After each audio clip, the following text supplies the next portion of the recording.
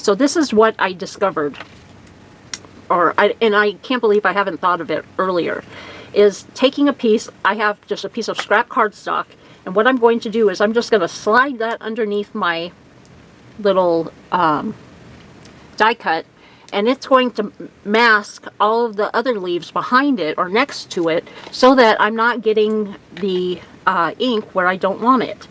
I want to get all of this on screen. Okay, let me grab a dark blue blending brush. I'm using Chip Sapphire Distress ink. And yes, I'm using blue ink on the green die cut because I wanted it to appear as a dark green on dark green cardstock. So I decided that I was going to use this Chip Sapphire. So I've added the ink to my brush, tapping it off on my little glass mat.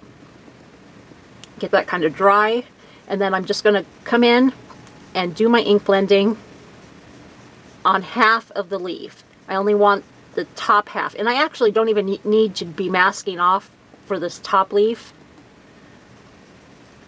but I wanted to show you the technique. I'm so excited about figuring this out, and I'm sure some of you have already discovered this,